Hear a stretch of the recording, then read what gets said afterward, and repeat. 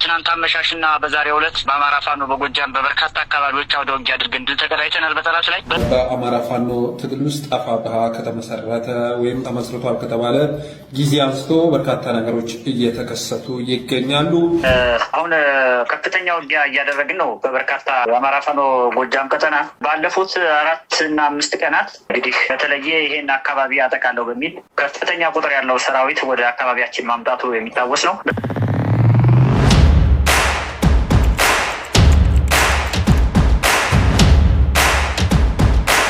ሰላም ጤና ይስጥልን። እንዴት አላችሁ? ወደ ቤተሰቦቻችን ዘኢትዮጵያ ቻናላችንን እየተከታተላችሁ ትገኛላችሁ። የዛሬ የተሰሙ አዳዲስ መረጃዎችንና በስፋት የምንቃኘውን ፕሮግራማችንን ወደ እናንተ እናደርሳለን። እስከ ፕሮግራማችን ፍጻሜ ድረስ አብራችሁን ትቆዩ ዘንድ የአክብሮት ግብዣችን ነው። በዘኢትዮጵያ ቻናላችን የተለያዩ ፕሮግራሞች ወደ እናንተ ይደርሳሉ። ፕሮግራሞቻችን በቀዳሚነት ይደርሷችሁ ዘንድ ቻናላችንን ሰብስክራይብ ማድረግዎን፣ የደወል ምልክቱን መጫኑንም አይዘንጉ። ቪዲዮቻችንንም ሼር እና ላይክ በማድረግ ብዙዎች ጋር እንዲደርስ ተተባበሩን ዘንድ በአክብሮት እንጠይቃችኋለን። ዛሬ በመግቢያችን ላይ በጥቆምታ ለማሳየት እንደሞከርነው በስፋት የምንዳስሰው በፋኖ መካከል የተነሳውን በተለይም የአፋብኃ መካከል የተነሳውን ልዩነት አስመልክቶ እየተሰነዘሩ ያሉ አስተያየቶችን ነው ዛሬ የምንዳስሰው። ከዛ በማስቀደም ግን ዛሬ የተሰሙ አዳዲስ መረጃዎችን ከሀገር ቤትም ከውጭም እናሰማችኋለን። አብራችሁን ቆዩ።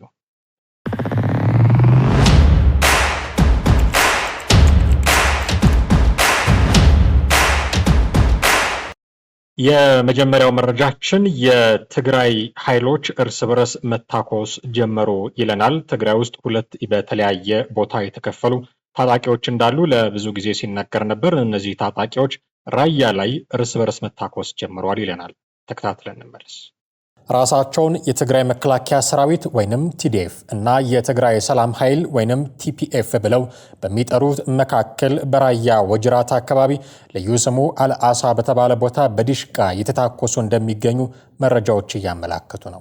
ሽማግሌዎች ሁለቱን ታጣቂ ኃይሎች ለማስታረቅም ጥረት ጀምረዋል። በትግራይ ክልል የሚንቀሳቀሰው ሳልሳይ ወያኔ ፓርቲ በህወሓት ታጣቂዎች መካከል የተፈጠረው መከፋፈል ወደ ግጭት ሊገባ እንደሚችል አስታውቆ ነበረ። የህወሓት ክፍፍልን ተከትሎ ለሁለት የተከፈሉት የትግራይ ክልል ታጣቂዎች ወደ እርስ በርስ ግጭት ሊያመሩ ነው የሚል ከፍተኛ ስጋት መፈጠሩን በትግራይ በተቃዋሚነት የሚንቀሳቀሰው ሳልሳይ ወያኔ ትላንት አስታውቋል። ሊፈጠር የሚችለውን ቀውስ ለማስቀረትም በትግራይ ሁሉን አካታች ብሔራዊ ውይይት እንዲደረግ ነበረ ጥሪ ያቀረበው። የትግራይ ኃይሎች ወታደራዊ መኮንኖች ባለፈው ጥር 15 ቀን 2017 ዓ.ም ለአንዱ የህወሓት ክንፍ ያጋደለ የተባለለትን የአቋም መግለጫ በማንጸባረቃቸው በትግራይ ኃይሎች መካከል መከፋፈሎች መፈጠራቸው ይነሳል። ይህ ደግሞ የትግራይ ኃይሎች ከፍተኛ አዛዦች ያሉበትን ሌላ ታጣቂ ኃይል እንዲፈጠር ምክንያት መሆኑም ተነግሯል። በአፋርና ትግራይ አዋሳኝ አካባቢዎች ለወራት የቆየው ይህ አዲስ ኃይል ወደ ትግራይ ክልል መንቀሳቀሱን መረጃዎች ያመላክታሉ። አዲሱ ኃይል እዚያው ትግራይ ከሚገኘው ነባሩ ኃይል ጋር የእርስ በርስ ግጭት እንዳይገጥም የሚል ስጋት በበርካቶች ዘንድ መፈጠሩን ዶቼ ቬለ ዘግቦ ነበረ። ይኸው ስጋት አሁን ራያ ላይ ጦር ወደ መማዘዝ ማምራቱም ነው የተነገረው። ከሃይማኖትና ከባህል ውጪ በሆነ አለባበስ የአልኮል መጠጥ ሲጠጡ የተገኙ ሴቶች በፖሊስ ቁጥጥር ስር ዋሉ ይለናል ቀጣዩ መረጃችን። ዝርዝር አለ። ከሃይማኖትና ከባህል ውጪ በሆነ አለባበስ የአልኮል መጠጥ ሲጠጡ የተገኙ ሴቶች በፖሊስ ቁጥጥር ስር ዋሉ። በጋምቤላ ክልል ባህልንና ሃይማኖትን በሚጻረር አለባበስ ምሽት ላይ ሆቴል በመግባት የአልኮል መጠጥ ሲጠጡ የተገኙት ሴቶች በፖሊስ ቁጥጥር ስር እንዲውሉ መደረጉን የዲማ ወረዳ ሴቶችና ማህበራዊ ጉዳይ ጽህፈት ቤት አስታውቀዋል። የዲማ ወረዳ ሴቶችና ማህበራዊ ጉዳይ ጽህፈት ቤት ኃላፊ የሆኑት ወይዘሮ ኒካሃ አኳይ ለወረዳው መንግስት ኮሚኒኬሽን እንደገለጹት በዲማ ከተማ ጨለማን ተገን በማድረግ ሃይማኖትንና ባህልን በሚጻረር አለባበስ ከምሽቱ 4 ሰዓት ላይ ዳንስ ቤት በመገኘታቸው ጽህፈት ቤቱ ከፖሊስ ጋር በመነጋገር በቁጥጥር ስር እንዲውሉ ማድረጉን ተናግረዋል። ጽህፈት ቤቱ ከዚህ በፊትም 18 ዓመት ያልሞላቸው 9 ወንድ ህፃናት በምሽት መጠጥ ሲጠጡ በመገኘታቸው በፖሊስ ቁጥጥር ስር እንዲውሉ ተደርጎ የገንዘብ ቅጣት ተቀጥቶ በዋስ እንዲለቀቁ መደረጉን አስታውሰው የዛሬው ለየት የሚያደርገው ሃይማኖትና ባህልን በሚጻረር አለባበስ ከምሽቱ 4 ሰዓት ላይ ዳንስ ቤት መገኘታቸው ከባድ ያደርገዋል ብለዋል። በቁጥጥር ስር የዋሉት 4 ሴት ተጠርጣሪዎች በአሁኑ ሰዓት በፖሊስ አስፈላጊው ምርመራ እየተደረገባቸው መሆኑን በመግለጽ በቀጣይ ተገቢውን ቅጣት ተቀጥተው እንደሚለቀቁም ተገልጿል። ከውጭ ምንጭ ወዳገኘነው መረጃችን ስናልፍ ደግሞ የአሜሪካው ፕሬዝዳንት ዶናልድ ትራምፕ እስራኤል በጋዛ የ60 ቀናት የተኩስ አቁም ስምምነት ለማድረግ ተስማምታለች ብለዋል። በዚህ ዙሪያ ያዘጋጀነውን ዘገባ እንደሚከተለው እናደርሳችኋለን። የአሜሪካው ፕሬዝዳንት ዶናልድ ትራምፕ እስራኤል በጋዛ የ60 ቀናት የተኩስ አቁም ስምምነትን ለማድረግ አስፈላጊ ቅድመ ሁኔታዎችን ለማሟላት ተስማምታለች ሲሉ ተናገሩ። ፕሬዝዳንቱ በትሩዝ የማህበራዊ ሚዲያቸው ላይ እንደጻፉት ከሆነ በምክረ ሀሳቡ ስምምነት ወቅት ጦርነቱን ለማቆም ከሁሉም አካላት ጋር እንሰራለን ያሉ ሲሆን ቅድመ ሁኔታዎች ምን እንደሆኑ ግን ከመግለጽ ተቆጥበዋል። ሰላም ለማምጣት በጣም ጠንክረው የሰሩት ኳታራውያን እና ግብፃውያን የመጨረሻውን ምክረ ሀሳብ ያቀርባሉ። ሐማስ ይህንን ስምምነት ይቀበላል ብዬ ተስፋ አደርጋለሁ፣ ምክንያቱም የተሻለ አይሆንም፣ እየባሰ ነው የሚሄደው ሲሉ ትራምፕ ጽፈዋል። መስከረም 26 ቀን 2016 ዓ.ም ሐማስ በእስራኤል ላይ ድንገተኛ ጥቃት ፈጽሞ 1200 ሰዎችን ከገደለ በኋላ እስራኤል በጋዛ ወታደራዊ ዘመቻዋን ጀምራለች። በግዛቱ በሐማስ የሚመራ የጤና ሚኒስቴር እንደገለጸው ከዚያን ጊዜ ጀምሮ ቢያንስ 56647 ፍልስጤማውያን ተገድለዋል። ሐማስ የተኩስ አቁሙ ስምምነትን ይቀበል ወይስ አይቀበል ወዲያውኑ አላሳወቀም። የትራምፕ መልእክት የተሰማው በሚቀጥለው ሳምንት ከእስራኤል ጠቅላይ ሚኒስትር ቤንያሚን ኔታንያሁ ጋር ከሚያደርጉት ውይይት በፊት ነው። ፕሬዝዳንቱ የሁለቱን ውይይት በጣም ጠንከር ያለ እንደሚሆን ገልጸዋል። የአሜሪካው ፕሬዝዳንት ማክሰኞ ዕለት እንደተናገሩት ኔታንያሁ በጋዛ ያለውን ጦርነት ማቆም ይፈልጋሉ ብለው ያምናሉ። ትራምፕ አክለውም ይፈልጋል፣ እንደሚፈልግ ልነግራችሁ እችላለሁ፣ በሚቀጥለው ሳምንት ስምምነት ላይ የምደርስ ይመስለኛል። ማክሰኞ ዕለት የእስራኤል የስትራቴጂክ ጉዳዮች ሚኒስትር ሮን ደርመር በመካከለኛው ምስራቅ የአሜሪካ ልዩ መልእክተኛ ስቲቭ ዎትኮፍ፣ የአሜሪካ ውጭ ጉዳይ ሚኒስትር ማርኮ ሮቢዮ እና ምክትል ፕሬዚዳንት ጄዲ ቫንስ በዋሽንግተን ለመገናኘት ቀጠሮ ይዘው ነበረ።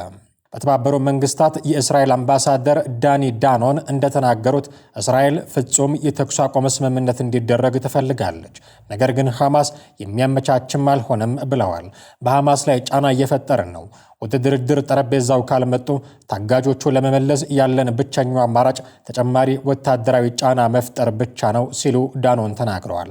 አክለውም ጦርነቱ የሚቆመው ታጋቾቹ ወደ ቤታቸው ሲመለሱ ነው ብለዋል። ወደ 50 የሚጠጉ የእስራኤል ታጋቾች አሁንም በጋዛ ይገኛሉ። ከነዚህ ውስጥ ቢያንስ 20 ያህሉ በሕይወት እንዳሉ ይታመናል።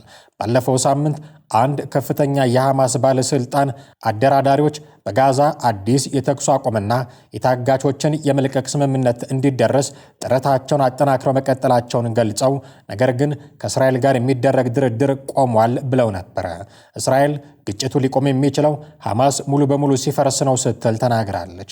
ሐማስ ዘላቂ ስምምነት ላይ እንዲደርስና እስራኤል ሙሉ በሙሉ ከጋዛ እንድትወጣ ጥሪ ሲያደርግም ቆይቷል። የትራምፕ መልእክት የመጣው እስራኤል በሰሜን ጋዛ ወታደራዊ እርምጃ መውሰዷን አጠናክራ ከመቀጠሏ በፊት ነዋሪዎች ለቀው እንዲወጡ ትዕዛዝ ከሰጠች በኋላ ነው። እስራኤል በጋዛ ከተማ በባህር ዳርቻ በሚገኝ ካፌ ላይ ሰኞ በፈጸመችው የአየር ጥቃት ቢያንስ 20 ፍልስጤማውያን መሞታቸውን የሕክምና ባለሙያዎችና የዓይን እማኞች ገልጸዋል። የእስራኤል ጦር በዚህ ሳምንት በጋዛ ውስጥ በአሜሪካና በእስራኤል በሚደገፈው የጋዛ ሰብአዊ ፋውንዴሽን ወደሚተዳደሩ የእርዳታ ማከፋፈያ ማዕከላት ሲቃረቡ የተጎዱ ሰላማዊ ዜጎች በሚመለከት የወጡ ሪፖርቶችን እየመረመርኩኝ ነው ብለዋል። ውድ ተመልካቾቻችን አሁን የምናልፈው በስፋት ወደምንመለከተው ጉዳያችን ነው። ቀደም ሲል ለመጥቀስ እንደሞከርኩት በአማራ ፋኖ ብሔራዊ ኃይል አፋብኃ ዘንድ የተለያዩ መከፋፈሎች እየተፈጠሩ ነው። የተለያዩ መግለጫዎች እየተሰጡ ነው። እነዚህን ያማከሉ አስተያየቶች እየተሰጡ ነው በተለያየ መንገድ። እነዚህን የሚመለከት ጉዳይ ነው የምናነሳው። እንግዲህ የአማራ ፋኖ ብሔራዊ ኃይል አፋብኃ እየተባለ የሚጠራው ኃይል ባለፉት ወራት አንድ ድርጅት መስርተናል በሚል እንደዚህ መግለጫ ይሰጡ ነበረ። ነገር ግን አሁን ላይ በሁለት ጎራ የተከፈለ አይነት አዝማሚያ ነው የሚታየው። ሌላኛው ጎራ የሚያወጣውን መግለጫ ሌላኛው ጎራ ደግሞ ሲያጣጥል እኔ የለሁበትም ከኔ እውቅና ውጪ የተደረገ ነው የሚሉ መግለጫዎችን ሲያወጣ ነው የምናየው የምንመለከተው ማለት ነው። ይሄ ነገር ለምን ሆነ? ከመቼ ጀምሮ ነው ይሄ ነገር ሀፕን ያደረገው? የሚሉትን ጉዳዮች እንደው ሚዲያ ላይ ከሚሰጡት ሐሳቦች ማህበራዊ ሚዲያ ላይ ማለት ነው እዛ ላይ ከሚሰጡ ሐሳቦች እንደው ለመረዳት ጥረት ለማድረግ ነው ይህንን ፕሮግራም ማሰናዳት ያስፈልገን። ጉዳዩ ያኔ በቋራ ተገናኝተው አንድ ድርጅት መስርተናል ያሉ ጊዜ ራሱ የተፈጠረ ነበረ። ወደ ሚዲያ ለማውጣት አልቸኮልንም እንጂ ያኔ የተፈጠረ ነበረ የሚል መረጃ ደግሞ የሚሰጡም ሰዎች መጥተዋል። አሳየ ደርቤ አንዱ ነው ከነዚህ መካከል። እስኪ አሳየ ደርቤ የተናገረውን ነገር ትንሽ ሰምተን እንመለስ። ወንድሞቻችን ቋራ ላይ ተሰባስበው አፋብኃ መስርተው ተመለሱ ከተባለ በኋላ አንድ በመሆን ፈንታ የመፍረስ አዝማሚያ እየታየባቸው ነው። አዝማሚያም ብቻ ሳይሆን በተግባርም እየታየ ያለው ጉዳይ ይሄ ነው። ይሄ ጉዳይ ብዙዎችን አሳዝኗል። እኔን ጨምሮ ብዙዎችን የፋኖ ደጋፊዎችን፣ አማራዎችን ያሳዘነ ጉዳይ ሆኗል። በእውቀቱ ስዩም አንድ ግጥም አለው። ሜዳ አደረጉት ዳገቴን ወዲላ ድርሰው ጉልበቴን ከሁሉ በላይ ሽንፈት ያልተዘጋ በር በክፈት በአከላከል ፈተና አቅሜን ይነግረኛልና የሚል ግጥም አለው። ሜዳ አደረጉት ዳገቴን ወዲላ ድርሰው ጉልበቴን። የፋኖንም ሁኔታ ስመለከተው እንደዛ ነው የሚመስለኝ። የአፋብኃ መሪዎች እየሰሩ ያሉትን ነገር ስመለከት ሜዳ ያደረጉት ዳገታችንን ወዴት እናድርሰው ጉልበታችንን እያሉ የሚጠይቁ ነው የሚመስለኝ። በአከላከል ፈተና አቅሜን ይነግረኛልና እንዳለው ገጣሚው እነሱም ሁሌም ፈተና የሚፈልጉ ነው የሚመስለኝ። ህዝቡ ነገሮችን ሜዳ ሊያደርግላቸው ይፈልጋል። ደጋፊው ነገሮችን ማቃለል ይፈልጋል። እነሱ ግን ሁሌ ሜዳውን ዳገት ማድረግ፣ ቀላሉን ከባድ ማድረግ ምርጫቸው አድርገዋል እና ፈተናን የፈለጉ ነው የሚመስለው። እንግዲህ ሁላችሁም እንደምታውቁት ያለፈውን 1 ዓመት ያሳለፍነው አፋሕድና በእነሱ መካከል ተቧርነን በመጠዛጠዝ ነበር። አሁን እንደገና ሌላ አንድ ዓመት አፋብኃም ለሁለት ሰንጥቆ የምንጨቃጭቅበት አጀንዳ እየተፈጠረ ነው። ይሄ በጣም ያሳዝናል። በእርግጥም የፋኖ መሪዎች አርበኞቻችን የአማራን ትግል በቅጡ ተረድተው ነው ወይ ወደ ትግል ሜዳ የገቡት የሚል ጥያቄ የሚያስነሳ ነው። ህዝቡ የሚያስበው ስለሌላ ነገር ነው። ደጋፊያቸው የሚያስበው ስለሌላ ነገር ነው። የነሱ ደግሞ ሌላ ጉዳይ ነው። አማራን የሚያበሳጨው ትክክል የሚያደርገው አብዱ ሁሴን፣ ተመስገን ጥሩነህ፣ አገኘሁ ተሻገር፣ አረጋ ከበደ የመሳሰሉ አመራሮች የኦህዴድ ተላላኪ አመራሮች አመራር ተብለው አማራ ምድር ላይ መቀመጣቸው ነው የአማራ ህዝብ ትልቁ ፔም ማለት ነው።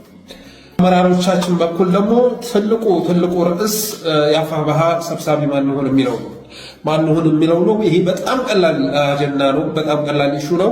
ግን አክብደው አሁንም እንደገና አፋብኃን ለማፈራረስ ጥረት ሲያደርጉ እያየን ነው።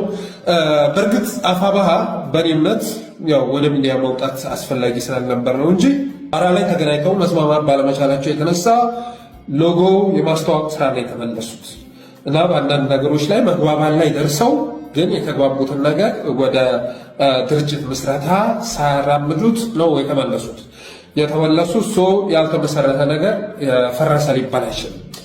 ግን እዛ ጋር ጀምረ የመጡትን ነገር ያጠናቀቁታል ተብለው ሲታሰብ ጭራሽ አሁን እየሄዱበት ያለው መንገድ አራምባና ቆቦ ነው። እንግዲህ አገዛዙ አሁን ዛሬ ወደ ጎጃም እልፍ አላፍ ሰራዊት እያስገባ ነው። ብአዴን የፋኖ መሪዎቻችንን ቆረጣጥሞ ሊበላ እያደባ ነው። የመጀመሪያውም ኢላማ ጎጃም ላይ ያነጣጥሯል። እንግዲህ አሳየ እንዳለው በቋራም እያሉ ያልተስማሙባቸው ነገሮች ነበሩ። ዝም ብለው ሎጎ ቀየር እንደዚህ ብለው ለመናገር መግለጫ ለመስጠት ወጡ እንጂ በቋራ በተገናኙም ጊዜ አልተስማሙም ነበረ የሚል ነገር ነው የተናገረው። ኦፍኮርስ ቢስማሙ ኖሮ 13 መሪዎች አይሰይሙም ነበረ ብዬ አስባለሁ። የተስማማ በአንድ ውህድ ፓርቲ ውህድ የትግል እንቅስቃሴ የሚያራምድ ድርጅት ለመመስረት የተስማማ አካል 13 መሪዎች እንደው ዝም ብሎ በግብታዊነት ይሰይማል ብዬ አልጠብቅም። ቋራ ላይ ያለመስማማታቸው በእርግጥም ይህንን ነገር የሚያስረዱ ተከታታይ ነገሮች ያየን ይመስለኛል። እንግዲህ ትልቁ ጭቅጭቅ የስልጣን ነው ማለት ነው። 13 ሰዎች መሰየማቸው እኩል ስልጣን ላይ ያሉ እና እዛው ቋራ ላይም በተገናኙ ጊዜ ለመስማማት መቸገራቸው የሚጠቁመው የስልጣን ጭቅጭቅ፣ የስልጣን ክፍፍል ጉዳይ ጭቅጭቅ እንዳለ የሚያሳይ ነው የሚመስለኝ። በስልጣን ካልተስማሙ በብር የሚስማሙት እነዚህ ሰዎች። ምክንያቱም ስልጣን ከቆምንለታል ከሚሉት ዓላማ በኋላ የሚመጣ ነገር ነው አይደለ? አሁን እነዚህ ሰዎች የፖለቲካ ፓርቲ ሰዎች አይደሉም። የፖለቲካ ፓርቲ ሰዎች ከመንግስት ጋር ቢጨቃጨቁ ምን ቢሉ ለስልጣኑ ሊባል ይችላል። ኦፍ ኮርስ ለስልጣኑ ፓርቲ መስርተህ ርዕዮተ ዓለም ቀርጸህ በምርጫ ተወዳድረህ ስልጣን የሚያዝ ዓላማ ከሌለ በስተቀር ፓርቲ አትሆንም። ስለዚህ የፓርቲዎች ጉዳይ ነው የስልጣን ጉዳይ የሚሆነው። የትጥቅ ትግል የመረጡ ሰዎችም የስልጣን ጉዳይ ሊያሳስባቸው ይችላል። የምንታገሉ ለስልጣን ነው እያሉ በተደጋጋሚ ሲናገሩም ሰምተናል። ኦፍኮርስ እነሱም ለስልጣን ነው የሚታገሉት፣ ግን ስልጣኑን የሚይዙት አሁን ጫካ ውስጥ ሆነው አይደለም። ካሸነፉ ድል ቀንቷቸው ካሸነፉ እና የመንግስት መዋቅርን ከተቆጣጠሩ ያኔ ስለ ስልጣን ሊወራ ይችላል። እኔ የሚገባኝ የስልጣን ነው፣ አንተ የሚገባ ይሄ ነው ሊነጋገሩ ይችላሉ። አሁን ባሉበት ሁኔታ ግን ትግሉን ጀመርን፣ ትግሉን ለመጀመር አስቻይ ሁኔታችን ይሄ ነው ብለው የተናገሩለት የህዝብ ጥቅም ከስልጣን በኋላ የሚመጣ መሆን አልነበረበትም። ስልጣን ከህዝቡ ጥቅም በኋላ የሚመጣ ነበረ መሆን የነበረበት። ያንዳቸው መሸነፍ ትግሉን የሚያድንላቸው ሆነ እሱን ነበረ ማድረግ የነበረባቸው። ያንዳቸው ምክትል መሆን፣ ያንዳቸው ከስልጣን ገለል ማለት፣ ያንዳቸው ከሚዲያ ዘወር ማለት ትግላቸውን የሚያድንላቸው ቢሆን ኖሮ እሱን ነበረ ማድረግ የሚጠበቅባቸው የነበረው። ምክንያቱም ታመንም አልታመንም ልኮንም አልሆነም ብለው የወጡት የአማራን ህዝብ ከህልውና ስጋት ለመታደግ ብለው ነው። የአማራን ህዝብ ከህልውና ስጋት ለመታደግ ጫካ የገባ ሰው የስልጣን ጉዳይ ጥያቄው ሊሆን አይገባም ነበረ። አንፎርቹኔትሊ እያየን ያለነው እሱን ይመስለኛል። አሁን ግን ይሄ አፋብኃ የሚባለው ቡድን ለሁለት ሲከፈል ቡድኑ ለሁለት እንዳይከፈል የተከፈለውንም አንድ ለማድረግ ብዙ ጥረቶች ሲደረጉ አያለው። መልካም ነው። አንድ ቡድን በሁለት ቦታ ሲከፈል የሚተርፈው ጭቅጭቅ ንትርክ ነውና ያንን ሰላም ለማምጣት የሚኬድበትን ርቀት ሚዲያው ላይ የሚሰሩ ሰዎች የሚያደርጉትን ጥረት አደንቃለሁ። ይሄ ግን ለአፋር ለምን አልሆነም? ዘመነ ካሴና እስክንድር ነጋ ሲጣሉ ዘመነን እያሞጋገሱ እስክንድር ነጋን እያራከሱ መረጃ ይሰሩ የነበሩ ሰዎች ናቸው። አሁን አፋብኃ ሲከፈል እንዴት አደርጋላችሁ ለአንድ ህዝብ አይደለው የቆማችሁት የሚል ምክር ሀሳብ ውስጥ የገቡት። ኦኬ እስክንድርና ዘመነም እኩል አንድ ህዝብ ነው ቆመናል የሚሉት ለነሱ ሲሆን ሳይድ መያዝ፣ አሁን ለአፋብኃ ሲሆን ደግሞ ተው እንጂ ብሎ እሳት የማጥፋት ስራ መስራት ደብል ስታንዳርድ አይሆንም ወይ? ፈርጆ መነሳት አይሆንም ወይ? እስክንድርን አሁን በቃ ይሄ የመንግስት ተለጣፊ ወይ የአማራ ጠላት ብሎ ፈርጆ ከተነሳ ማይንድ ነው ያ የሚጠበቀው። ለእስክንድርና ለዘመነ ሲሆን ኤቭሪባዲ የእስክንድር ጠላት የዘመነ ደጋፊ ሆኖ ይንቀሳቀስ ነበረ። ግን አፋብኃ ሲከፈል ደግሞ አንተምቶ መጣ ማለት ነው። ለአፋብኃ ያደረጉትን ነገር እስክንድርና ዘመነ ሲጣሉ አድርገውት ቢሆኑ ኖሮ አሁን ስለ አፋብኃ ምናልባት ላናወራ እንችል ነበረ። ሌላ ሁለቱ ሰዎች የተስማሙበት አንድ ድርጅት ልናይም እንችል ነበረ። ግን እያየን ያለነው ያን አይደለም። አፋብኃ ለሁለት ከመከፈሉ ጀርባ ምን አይነት ምክንያቶች አሉ የሚለው ደግሞ ቀጣዩ ሊታይ የሚገባው ጉዳይ ነው ማለት ነው። ምን አይነት ምክንያቶች አሉ? በርካቶች ብዙ ምክንያቶችን ሲያነሱ እንሰማለን። ሻለቃ ዝናቡ ግን የትግል ባለቤትነት ጥያቄ ነው የሚል መረዳት እንዳለው ከንግግሩ መገንዘብ እንችላለን። እስኪ ሻለቃ ዝናቡ የተናገረውን ነገር በጥቂቱ ሰምተን እንመለስ። ያንንም እንኳን እድል አግኝተው አሁንም ድጋሚ የአማራ ህዝብ መልሰው ወደ ህልውና አጣብቂ ውስጥ የከተቱት ግለሰቦች የአብይ አህመድ ስርዓት የምንፈልገውን ቦታ አልሰጠንም ወይም ስልጣን አልሰጠንም በሚል ከኩርፊያ በመነጨ መልኩ አሁንም ፋኖ እያደረገ ያለው ትጥቅ ትግል የዚህ ትግል ባለቤት እንደው የዚህ አጋዥ ወይም አማካሪም ደጋፊም በመሆን አይደለም፣ የዚህ ትግል ባለቤት ለመሆን ከዚህም እንቅስቃሴዎች እናያለን። ምናልባት እንደ አማራ ፋኖ በጎጃም ወይም እንደ አንድ የአማራ ፋኖ በጎጃም አመራር አሊያም እንደ ግለሰብ የምናገረው የምንታገለውንና የምንታገልለትን መለየት ያስፈልጋል ብዬ አስባለሁ። ከዚህ አንጻር የሚደረጉ ቅድመ መከላከሎች ምናልባት እኛም የምንደግፋቸው እኛም የምንታገልባቸው የትግላችን ነባራዊ ሁኔታዎች ናቸው። ከዚህ በዘለል የሚደረጉ መገፋፋቶችና መነታረኮች ግን ህዝባችን ወደ ባሰ አሁን ካለበት የህልውና አጣብቂኝ ወደ ባሰ የጨለማ ዘመን የሚወስዱ ስለሆኑ በጥንቃቄ መታየት አለባቸው ብዬ አስባለሁ። ከላይ ያነሷቸውን ነገሮች ታሳቢ በማድረግ ጠንካራ ድርጅት እንዲፈጠር ከተፈለገ የአማራ ህዝብ ይህ ጦርነት በማሸነፍ ብቻ ህልውናው ይረጋገጣል ማለት አይቻልም። ከዚያም በኋላም ጠንካራ የፖለቲካ አደረጃጀት፣ ጠንካራ ወታደራዊ መዋቅር ሊኖረው ይገባል ብለን እናስባለን። ከዚህ አንጻር ለህዝባችን ጥቅምና ፍላጎት መዛነፍ የማያሳዩ ጠንካራ የሆኑ አመራሮችን አዲስ የዚህ ትግል አብዮት መሪዎች ከፊት እንዲመጡ እንፈልጋለን። በአንድም በሌላም በታሪካቸው ከአማራ ህዝብ ግድያና ጭፍጨፋ አንጻር አብረው የምናውቃቸው ሰዎች ደግሞ የዚህ ትግል ባለቤት እንሆናለን ካሉ ግን ከላይ እንደነገርኩሽ መልካም ይሄ አፋብኃ የአማራ ብሔራዊ ኃይል ውጤታማ መሆኑ ጋር ችግር ሊያጋጥም ይችላል ብዬ ሰጋለሁ። እነዚህ ነገሮች ደግሞ በትኩረት መታየት አለባቸው ብዬ አስባለሁ። እንግዲህ ዝናቡ እያለን ያለው ምንድን ነው? የትግሉ አማካሪ፣ የትግሉ ደጋፊ፣ ትግሉ አንዳች ደረጃ እንዲደርስ የተለያዩ አስተዋጽኦችን ማድረግ የሚገባቸው ሰዎች እዚህ ሀገር ውስጥም ሆነው ውጭም ሆነው ማለት ነው ይህንን ማድረግ ይገባቸው የነበሩ ሰዎች የትግሉ ባለቤት ለመሆን ስለፈለጉ የመጣ ችግር ነው ብሎ እንደሚያስብ ነው ከንግግሩ የምንረዳው። ለምሳሌ እናቱ ገዱ አንዳርጋቸው ያሉ ማለት ነው። ትግሉን መደገፍ ነበር የሚገባቸው፣ ማማከር ነበር የሚገባቸው። ያ ሳይሆን ቀርቶ የትግሉ ባለቤት የመሆን አዝማሚያ በማሳየታቸው ምክንያት የመጣ ችግር ነው አፋባ ውስጥ የተፈጠረው። ስለ አቶ ገዱ አንዳርጋቸው በአንድም በሌላ መንገድ ብዙ ይወራል። አሜሪካ ሆነው አገር ውስጥ ያለውን ትግል ለመጠምዘዝ ጥረት ያደርጋሉ የሚል ብዙ ስሞታ ሲቀርብባቸው እንሰማለን። በተለይም ወሎ አካባቢ በምሬ ወዳጆና በኮሎኔል ፋንታውን ሟባ መካከል የተፈጠረውን ክፍተት ለራሳቸው አድቫንቴጅ እየተጠቀሙበት ነው የሚል ክስም ጭምር ነው የሚቀርብባቸው። እንደውም በዝናቡ አነጋገር ከብልጽግና ጋር ተጣልተው ስልጣን ሲነፈጉ ተቃዋሚ ሆነው ወጥተው አሁን በእጃዙር የትግሉ ባለቤት ለመሆን ይፈልጋሉ ብሎ ነው የገለጻቸው። እንዲህ አይነት ሰዎች እጃቸው ረጅም ስለሆነ ነው እንዲህ አይነት ክፍፍል እየተፈጠረ ያለው የሚል አንደርስታንዲንግ ያላቸው ሰዎች አሉ። ሜዳ ላይ የሚጣል ሐሳብ አይመስለኝም። ትግሉን መሬት ላይ ያለውን ትግል ከሚዋጉት ሰዎች ባሻገር አገር ውስጥም ውጭም ሆነው በሚዲያ የሚዘውሩት ሰዎች ጉልበት እየበለጠ የመጣ ይመስለኛል። ሚዲያ ላይ የሚሰራ ፕሮፓጋንዳ ነው ገንዘብ የሚያመጣው ፎርዛት ማተር። ገንዘቡን የሚፈልግ ኃይል ሚዲያውን መቆጣጠር አለበት የሚል አንደርስታንዲንግ አለ። እዛ ላይ ነው ትልቁን ስራ የምትሰራው። ውሸትም እውነትም እያወራህ ገንዘብ የምትሰበስበው እዛ ላይ ነው። ስለዚህ መሬት ላይ ከሚታኮሱት ልጆች በላይ ሚዲያ ላይ ያሉት ሰዎች ጉልበታቸው እየፈረጠመ የመጣ ይመስለኛል። ሚዲያ ላይ ያሉትን ሰዎች ደግሞ ከቅርበትም ከሌላም ነገር አንጻር እነገዱ አንዳርጋቸው እየተጠቀሙባቸው ሊሆን ይችላል።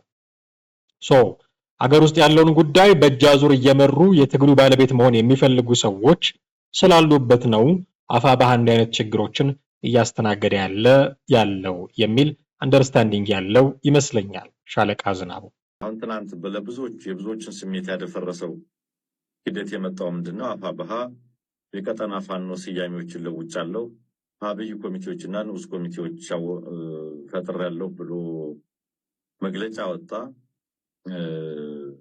ወዲያው ግን ጎጃም ፋኖን ያላውቀውም አልመከርኩም አልነበርኩበትም አለ።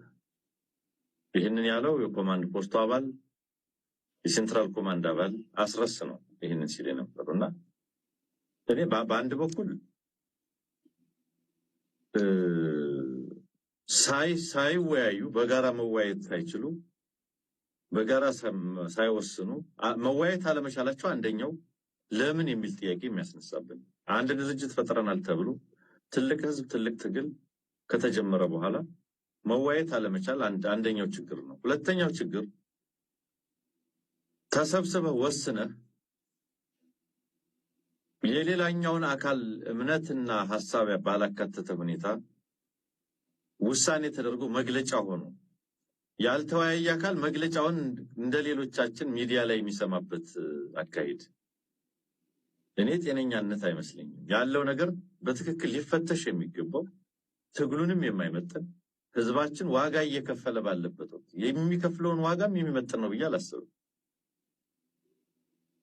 አልተሳተፍኩም የሚል አንድ ቀጠና ፋኖ ስምህ ተለውጧል፣ ኮሚቴ ውስጥም መርጫለሁ፣ በአብይ ኮሚቴ በንዑስ ኮሚቴ ተብሎ ነው እንግዲህ መረጃ ያወጣው።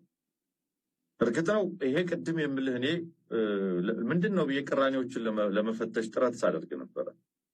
ከዚህ ከቋራ በኋላ የመጣ ቅራኔ አለ። አንድ የፍላጎት ቡድን ፍትጊያዎች አሉ።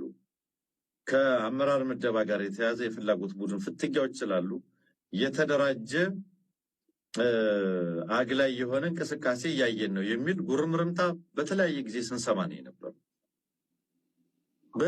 በእኔ እይታ መሪ ማለት ከውስጥም ከውጭም ሊመጣ የሚችልን ችግር ገምቶ ተረድቶ ገምግሞ መፍትሄ አስቀምጦ የሚጓዝ ነው። በደመነፍስ ግምገማ የቀጠና ግምገማ ሳይደረግ የምናምን ግምገማ ሳይደረግ ዝም ብለህ በደመነፍስ ተሰብስበ በደመነፍስ ሰው እንመድብ አንመድብ ተጨቃጭቀ መለያየት አይመስለኝም። እኔ ዛሬም ሂደቱ ላይ መሰረታዊ ችግር ያለ በዚህ ሂደት ውስጥ የፍላጎት ቡድኖች ኢንተረስት ግሩፕስ ደግሞ በአግባቡ ስራቸውን ይሰራሉ። የዛ ውጤት ይመስለኛል። ትናንትና በጣም ቅስም ሰባሪ በሆነ መንገድ ነው አዲስ ነገር መጣ ብለን በስምምነት የወጣ ነው ብለን ስንጠብቅ እኛ እናውቀውም፣ አልመከርንበትም፣ አልተሳተፍንበትም። ጥያቄው ካልተሳተፉ ለምን ይሄ ተካተተ? ካልተሳተፈ እኛ በዚህ መንገድ ተስማምተናል፣ ከሌሎች ወንድሞቻችን ጋር ተነጋግረን ደግሞ አካተን አርመን የእነሱንም ይሁን ታይዘን ደግሞ እናካትተዋለን እናመጣዋለን ነው እንጂ በሌሉበት የተቃውሞ መግለጫ ሊያወጡ እንደሚችሉም እያወቅ እንዲህ አይነት መግለጫ ማውጣትና ትግሉንም ህዝቡንም ፍራስትሬት ሊያደርግ ወደሚችል ነገር ውስጥ መክተት ተገቢ አይመስለኝም። እንግዲህ የጎጃም ፋኖ ነው እንግዲህ አሁን የአፋብኃን መግለጫ ነው እኔ የለሁበትም እኔም ማቀው አይደለም የመከርኩበት አይደለም ብሎ መግለጫ ያወጣው በተለይ አስረስ ማረዳም በግል ማህበራዊ ሚዲያ ትስስር ገጹ ላይ እንግዲህ የጎጃም ፋኖ ተመሳሳዩን መንገድ እየሄደ ያለ ይመስላል። ታስታውሱ እንደሆነ ከእስክንድር ነጋ ጋር አንድ ድርጅት ለመፍጠር በተደረገው ጥረት እኛ የለንበትም አይነት መግለጫ ሲያወጡ የነበሩት እኚሁ የጎጃም ሰዎች ናቸው። ኦፍኮርስ እነ ምሬ ወዳጆም እንደዚህ ያሉበት ወሎ አካባቢ በበላይነት ግን ጉዳዩን ይዘውሩ የነበሩት ዘመነ ካሴ፣ አስረስ ማረዳምጤና ማርሸት ፀሐይ የሚባሉ ሰዎች እንደነበሩ ይታወቃል። ስለዚህ ተመሳሳዩን ነገር እየሄደ ነው ያለውና የአንድነቱ እንዳይኖር የጎጃም ፋኖ መሰናክል እየሆነ ነው የሚል አንደርስታንዲንግ የሚያዳብሩ ሰዎችም ደግሞ ብቅ ብቅ እያሉ ነው ማለት ነው። ዘመነ ካሴ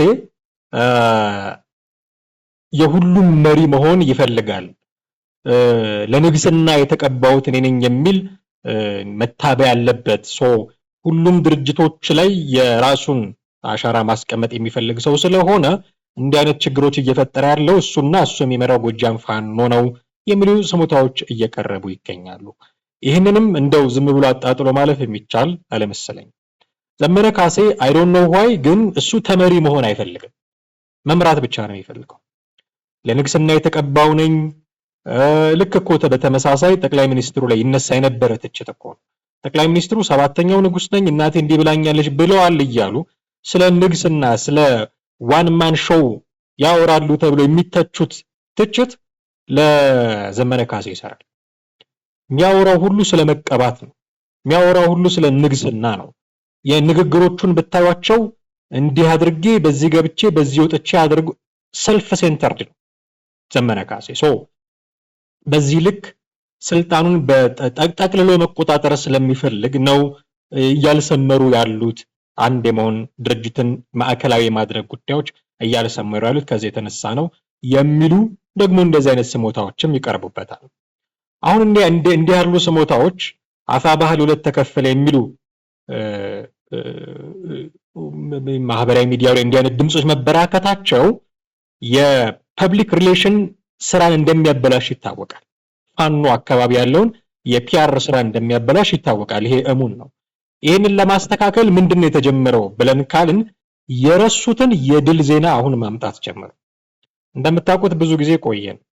አይ ቲንክ ከዘመቻ አንድነት ካሉት ዘመቻ በኋላ እንብዛም የድል ዜናዎችን ሲናገሩ አልሰማናቸውም። በሌሎች ጉዳዮች ላይ አተኩረው በተለይም በውስጥ ክፍፍል ላይ አተኩረው ነው የቆዩት እና የድል ዜናዎችን አንሰማም ነበር። አሁን ከትላንት ወዲያ ጀምሮ ግን እንዲህ አይነት የድል ዜናዎችን መስማት ጀምረናል። እነ ደረጃ ብቶል እልፍ አላፍ የሆኑ የመንግስት ወታደሮች በፋኖ ቁጥጥር ስር ገብተዋል የሚል መረጃ ሲያወጣ ነበረ። ራሱ ማርሸት ፀሐዩም ደግሞ ወደ ሚዲያ ብቅ ብሎ ተቆጣጥረናል፣ ከመንግስት ጋር እንደዚህ ያደርገናል፣ በዚህ ገብተናል፣ በዚህ ወጥተናል፣ ድል እየተቀዳጀን ነው፣ የነፍስ ወከፍ መሳሪያ ከነተተኳሹ ማርከናል የሚሉ ዜናዎችን ማምጣት እንደውም እሱ የተናገረውን ነገር ጥቂት ሰምተን ብንመለስ የተሻለ ነው የሚሆነው። እስኪ እሱን ሰምተን እንመለስ። አጠቃላይ ዘመቻ ማዕበል በሚል ጠላት ወደ አካባቢያችን በርካታ ቁጥር ያለው ሰራዊት ካመጣ በኋላ የተደረገውን መከላከልና መልሶ ማጥቃት ነግሬ ነበረ።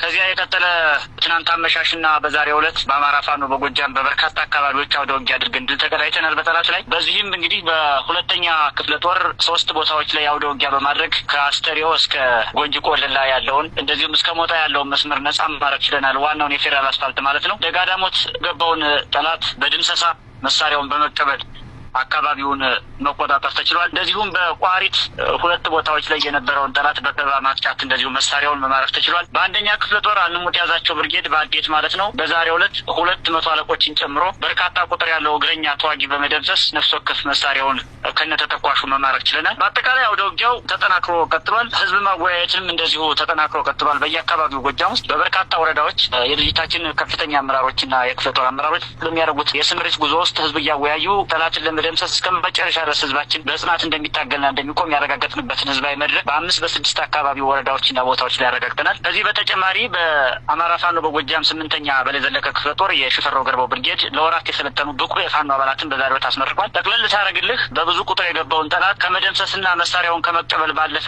ህዝብ ደጀንነቱን እንዲያረጋግጥ አለፍ ሲልም አብሮ እንዲዋጋ በማድረግ ጦርነቱን ህዝባዊ በማድረግ መንገድ እና አዳዲስ ወጣቶችን እየመለመሉ ምልስና ሲቪል ወጣቶችን እየመለመሉ በማሰልጠንና በማስታጠቅ ምናልባት ብሔራዊ ጦር ሊሆን የሚችል ኃይል በእኛ ቀጠና እየገነባን በአስተማማኝ ሁኔታ ቁማናችን አጠናክረን እንገኛለን። እንግዲህ ማርሸት ያለው ነገር እውነት ነው ውሸት ነው ሌሎች ማጣራቶችን ሊፈልግ ይችላል። ግን ምጠረጥረው ሰሞኑን የክፍፍሉ ዜና በአብዛኛው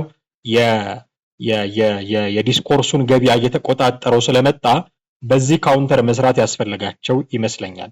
ለዛ ነው እንዲህ አይነት ጉዳዮችን ወደፊት አምጥቶ ተቆጣጥረናል፣ ድል ነስተናል፣ ማርከናል የሚሉ ጉዳዮች ረስተውት የነበረውን ጉዳይ አሁን ያመጡት። ፎርዛት ማተር ማርሸትም እኮ ጠፋ ብሎ ነበረ። አሁን በዚህ ጉዳይ ሲሆን ብቅ ብሎ በተደጋጋሚ መግለጫዎችንም ሲሰጥ እያስተዋልን ነው። እንግዲህ ነባራዊ ሁኔታ ይሄ ነው። በአማራ ፋኖ ውስጥ ያለው ነባራዊ አሁናዊ ሁኔታ የሚነግረን ነገር ይሄንን ነው። በየትኛውም መንገድ በየትኛውም እንቅስቃሴ ውስጥ ተጠናክሮ አንድ ኃይል ሆኖ ለመውጣት የሚደረጉ ጥረቶች ፍሬ እያፈሩላቸው አይደለም ማለት ነው። ይሄ ከምን አንጻር ይወሰዳል? እንዴት ባለ መንገድ ሊፈተሽ መፍትሄ ሊሰጠው ይገባል? አሮን ነው ግን ሊሰሩበት የሚገባ ጉዳይ ነው። አሁን ከዚህ በፊትም አይ ቲንክ አንስቼዋለሁ። እኔ ፋኖ አንድ ቢሆን ፋኖ ቢከፋፈል የሚሰጠኝ ጥቅም ወይም ማጣው ጥቅም ኖሮ አይደለም። ግን ሰላምን ፕሮሞት እንደሚያደርግ ሰው አንድ ቢሆኑ ኢኔሴንስ አሁን አፋብኃ አንድ ቢሆን ማለት አይደለም። አፋብኃ አፋሕድ የሆነ ፋኖ የሚባሉት ፋኖ የሚባለው ጥቅል ስም በራሱ አንድ ኃይል ሆኖ ቢወጣ ከመንግስት ጋር ሊደረግ ለሚችል የሰላም ውይይትና ድርድር የተመቸ በር ይከፍታል። ከዛ አንጻር ነው እንጂ አሁን እንደ አሜባ የተሰነጣጠቁ ቢውሉ የሚጎዱኝ ነገር የለም። ደግሞ አንድ ሆኖ በራሳቸው መስመር የሚጠቅመኝ ነገር የለም። ግን ለሰላም ሰላም መምጣት አለብን ካለን ሰላምን ፕሮሞት ማድረግ እንፈልጋለን ካልን ትልቁን እርምጃ የሚራመደው የሚመስለኝ ከተሳሳትኩ ታርማለሁ፣ ግን የሚመስለኝ የፋኖ አንድ መሆን። ፋኖ አንድ ከሆነ አንድ አይነት አስተሳሰብ፣ አንድ አይነት ስትራቴጂክ እቅድ፣ አንድ አይነት አካሄድ ካላቸው ከመንግስት ጋር በምን አይነት አግባብ ነው መቀጠል የሚገባን የሚል ነገር ሊነሱ ይችላሉ። አሁን አይ ቲንክ ካልተሳሳትኩ ከወሎ ፋኖ እና ደግሞ ማስረሻ ሰጤም ሰሞኑን ሲናገረው የነበረው ነገር ምንድነው? የዛሬ 2 እና 3 ዓመት ልናደርግ የምንችለውን ነገር አሁን ለምን አናደርገውም? እኔ እንደውም ሲል የነበረው ማስረሻ ሰጤ ራሱ እኔ ፖለቲከኛ ነኝ፣ በድርድር አምናለሁ። ከ2 እና ከ3 ዓመታት በኋላ የምናደርገውን ድርድር የሰው ኃይልና ንብረት ከማለቁ በፊት አሁን ለምን አናደርገውም? ይሄ ትክክለኛ ሐሳብ ነው። ይሄ ግን መስመር እንዲይዝ የተሳካ እንዲሆን ከዓለም አቀፍ ዲፕሎማሲ ጋር የተጀመረው ግንኙነት በተለይ በእነ እስክንድር በኩል እሱ ራሱ መስመር ይዞ ደግሞ ጫፍ እንዲደርስ ፋኖ አንድ መሆኑ ነው የሚጠበቀው። ግን አንፎርቹኔትሊ እሱን እያየን አይደለም። አፋሕድ እዛው በራሱ ከነዘመነ ተገንጥሎ ከወጣ በኋላ እንደገና በራሱም ደግሞ የራሱ ችግሮችን ማስታገስ አቅቶት ሌላ ችግር ውስጥ ነው ያለው። ከዛ ደግሞ አፋብኃ የሚባለው እንደገና አንድ ድርጅት መስርቻለሁ ብሎ የነበረው አሁን የምናየውን አይነት ችግር እያስተናገደ ነው። እንዲህ እያለ እየቀጠለ ከሄደ ሁሉም የየራሱን ፋኖ የመሰረተ በጣም የተበጣጠሰ ትግል ውስጥ ነው የሚገቡት። አስቸጋሪ ነው የሚሆነው። በጣም አስቸጋሪ ነው የሚሆነው። ወደ ሰላም ለመምጣት የሚደረገውን ጥረት በጣም የዳገት ጉዞ ያደርገዋል። አንድ ቢሆኑ ለሰላም የሚደረገውን እርምጃ በትልቁ ያሻሽለዋል ብዬ አስባለሁ። ግን ይሄ ሊሆን አልቻለም እስካሁን። ወደፊት ተስፋ እናደርጋለን። ኦፕቲሚስቲክ መሆን ይሻላል። ተስፋ እናደርጋለን ይሄ ይሳካል ብለን እናስባለን። ውድ ተመልካቾቻችን እንግዲህ የዛሬው መረጃዎቻችን እነዚህ ይመስሉ ነበረ። በቀዳሚነት ዛሬ የተሰሙ አጫጭር መረጃዎችን ወደ እናንተ አደረስን። አስከትለን ደግሞ በፋኖ መካከል የተፈጠረው መከፋፈል መነሻው ምንድን ነው? ከጀርባ ያሉት ሰዎች እነማን ናቸው? መቼ የተፈጠረ ይሄ ክፍፍል? ወደፊት ምን ሊያደርጉ ይገባቸዋል? የሚሉ ጉዳዮችን እያነሳሳን አብረናችሁ ቆየን። አብሬያችሁ ቆየሁት አማሃ ደግፋ ነበርኩኝ። አብራችሁን ቆይታችሁ ስለተከታተላችሁን እጅግ አድርገን እናመሰግናችኋለን። በሚቀጥለው ጊዜ በሌላ ርዕሰ ጉዳይ ደግሞ እና በሌሎች መረጃዎች እንዲሁም ጠብቃችኋለን። ቻናላችንን ሰብስክራይብ ማድረጎን የደወል ምልክት መጫኖን አይርሱ። ዘኢትዮጵያ ቻናላችን በርካታ ፕሮግራሞች ወደ እናንተ እያደረሰ አሁንም ይቀጥላል። ቻናል ቪዲዮዎቻችንን ሼር እና ላይክ በማድረግ ለወዳጆቻችሁ ማጋራታችሁን አትዘንጉ እያልን የዛሬው መረጃ ሰዓታችንን እዚህ ላይ እናበቃለን። ጤና ይስጥልኝ።